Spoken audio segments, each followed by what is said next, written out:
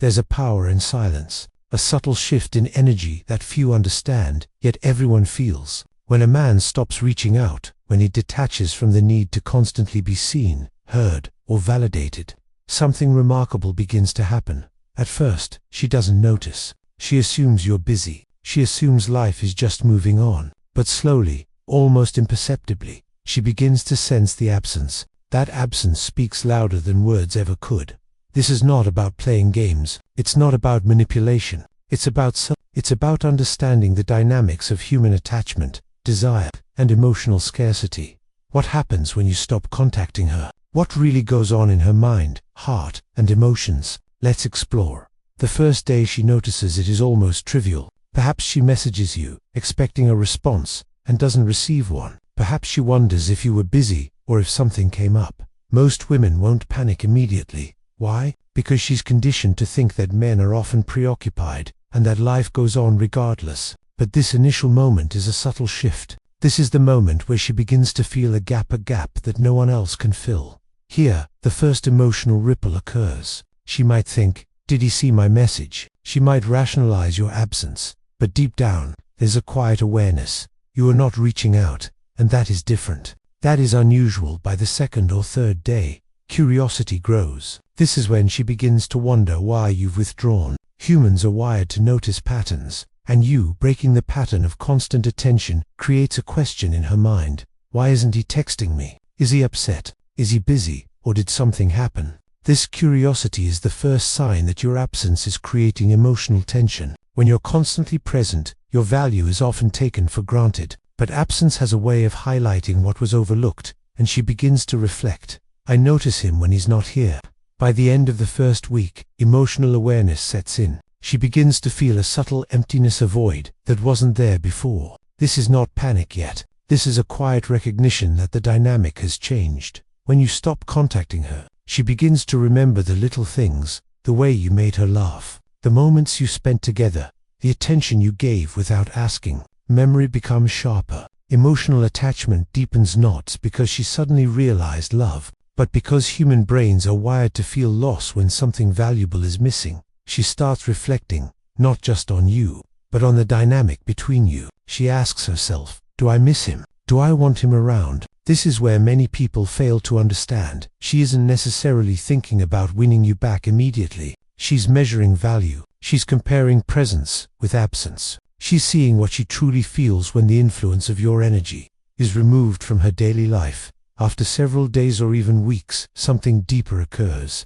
She realizes your absence has weight. She notices the emotional gap that wasn't obvious when you were constantly available. She may feel longing. She may feel confusion. She may question her own reactions. And in that questioning, she begins to place value on your time, attention, and presence in a way she never did before. At this stage, she might test boundaries. She may attempt to reach out, seeing if you respond. She may subtly engage on social media or mutual spaces. This is not manipulation, it's human instinct. Emotional scarcity triggers desire. You see, when someone is constantly available, their value can be subconsciously diminished. When they are scarce, their value rises not artificially, but naturally.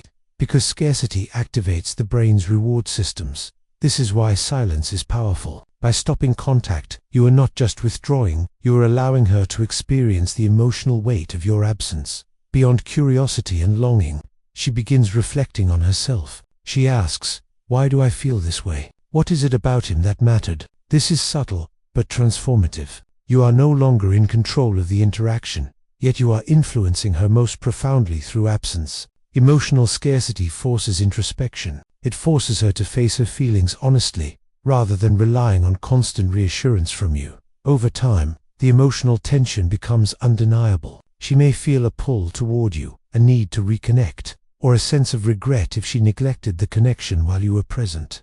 This is the power of non-reaction. The more she experiences your absence, the more she senses the space you occupy in her life. And here's the key. This is not about forcing her hand. It is about creating clarity, both for her and for yourself. From a Stoic perspective, this is mastery of self and circumstance. You do not withdraw out of spite, jealousy, or control. You withdraw because your value lies in your attention, not in constant availability. You withdraw because your peace of mind, your autonomy, and your emotional equilibrium are sacred. She feels your absence not as a punishment, but as a reflection of yourself, and humans are wired to respond to that authenticity. When you stop contacting her, several things happen. She notices the absence, curiosity awakens, emotional awareness grows, reflection begins, realization sets in, boundaries are tested, emotional longing emerges. Through silence, you communicate value far more powerfully than words ever could. You allow her to experience the consequences of absence,